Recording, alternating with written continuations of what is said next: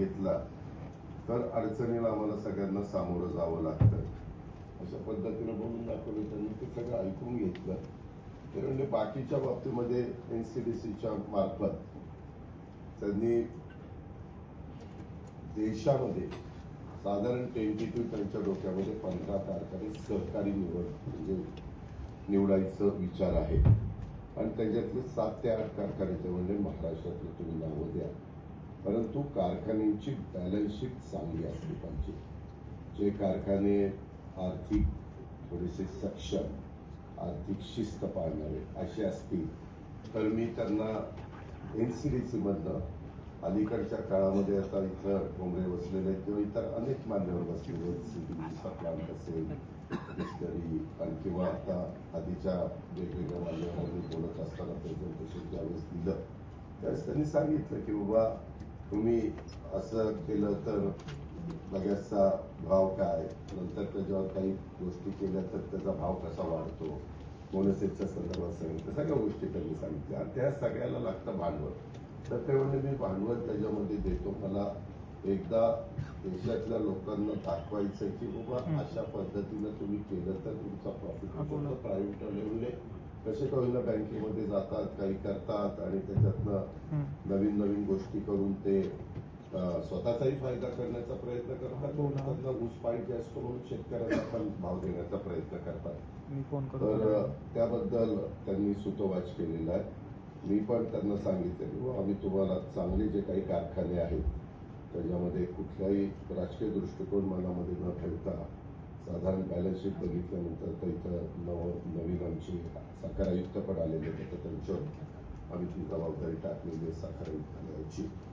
त्यांना पण सांगून आपण त्याच्यातनं कसं पुढं जायचं ते करू. पण ते असं म्हणत होते की जवळपास ऊस आणि ऊसातनं नंतर ज्या ज्या काही गोष्टी तयार होतात त्याच्या 12 ते 15 प्रकार वेगवेगळे आहेत आणि तेवढ्या प्रकारानं म्हणले मला त्याच्यामध्ये निधी द्यायचा. मी म्हणलं तुमचं आता पूर्वीच्या काळामध्ये आपल्याला आठवत असेल शुगर डेव्हलपमेंट त्याच्यामध्ये जो 4% व्याजाने तो होता, म्हटलं त्यावेळेस त्याला कारखाने आमचे पुढे यायचे तेव्हा काही सवलती पण होत्या, संपत कमिटीचा बेनिफिट वगैरे वगैरे अशा बऱ्याच गोष्टी होत्या. आता तसं काही राहिलेलं नाही. आता लगेचच त्यांना स्पर्धा करावी लागते. त्याच्यावर नवीन कुणी आलं तर ते जुने कारखाने कर्जमुक्त झालेले असतील त्यांच्याबरोबर भाव ते त्या ठिकाणी देऊच शकत नाही. अशा प्रकारे आम्ही त्यांना सगळं सांगितलं. त्यांनी व्यवस्थित सगळं ऐकून घेतलं आणि त्यांनी सांगितलं की ठीक आहे, त्याच्यात मी व्याजाचा पण दर त्या बाबतीमध्ये कमी करू शकतो, कारण ते म्हणले माझ्या त्यांच्या स्वतःच्या हातात आहे NCDCचा. म्हणलं तसं जर तुम्ही केलं 4% व्याजाचा दर वगैरे तर मग कारखाने बऱ्यापैकी पुढे येतील आणि कारखान्याला पण जो काही भार आहे तो कमी सहन करावा लागेल, असं एक चर्चा त्याच्यामध्ये झालेली आहे.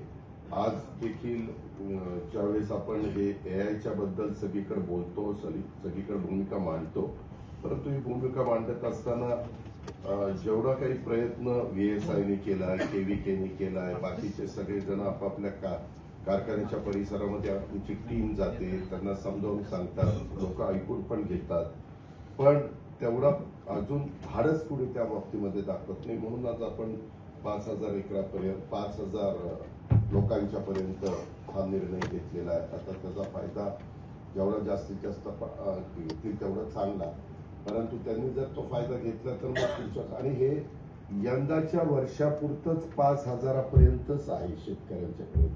म्हणजे प्रत्येक वेळेस VSI देईल हे तुम्ही डोक्यातनं काढून टाका.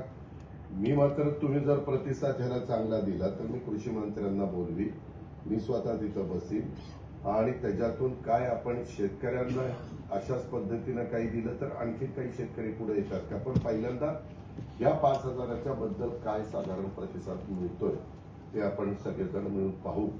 आणि जरा जरी मला कळालं की बाबा ह्याच्यात चांगला प्रतिसाद येतोय आणि नंतर मात्र लोकांना मिळणार नाही तर त्यावेळेस शासन म्हणून आम्ही देखील त्याच्यामध्ये पुढे येऊ. यंदाच्या वर्षी आपण तरतूद पण केलेली आहे.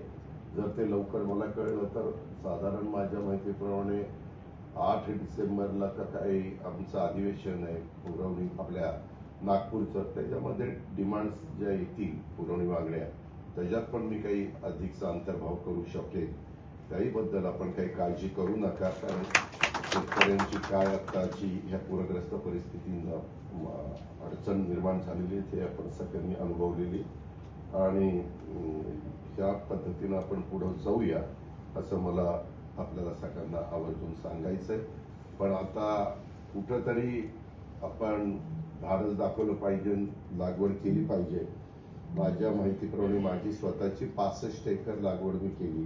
5-6 एकर किती राहिले आता 8 एकर माझी राहिली. मी 70 एकर यंदा करणार होतो. तर माझे 65 एकर माझ्या माहितीप्रमाणे झालेली आहे आणि 100% प्रोग्रेसर आपण काम करताना 100% त्यांच्यामध्ये अशा. कारण उद्याच्याला मी सांगायला लागलो की तुम्ही म्हणाला तू किती केलं रे, तर उगीच आपली पंचायत नको म्हणून आपण केलं. गमतीचा भाग जाऊ द्या. परंतु या प्रकारे बाकीच्यांनी पण स्टेजवर बसणाऱ्या मान्यवरांनी पण जयंतरावजी, राजेश, डॉक्टर लवकर केले तरी जास्त बरं होईल. म्हणजे मग लोकांनाही वाटेल नाही हे करतात त्यावेळेस मग आपण पण केलं पाहिजे. पण तुम्हीच लोक करत नाही तर लोक करणं कसं सांगायचं. तर त्यांना काँग्रेसनी तुम्ही किती केली तुमची ठीक. अशा पद्धतीने सगळ्यांनी करावं अशी माझी आपल्याला सगळ्यांना विनंती. एवढंच बोलतो आणि थांबतो. जय हिंद. आदरणीय पवार साहेबांचे व्यासपीठावरील सर्व गव्हर्निंग काउन्सिल मेंबर्सचे आणि सर्व चेअरमन आणि सर्व कारखान्यांचे अधिकारी यांचे मनपूर्वक आभार मानतो आणि सभा संपली असं जाहीर करतो. आता isakal.com आहे देशातील नंबर 1 ची मराठी न्यूज वेबसाईट. प्रत्येक अपडेटसाठी isakal.com ला नक्की भेट द्या.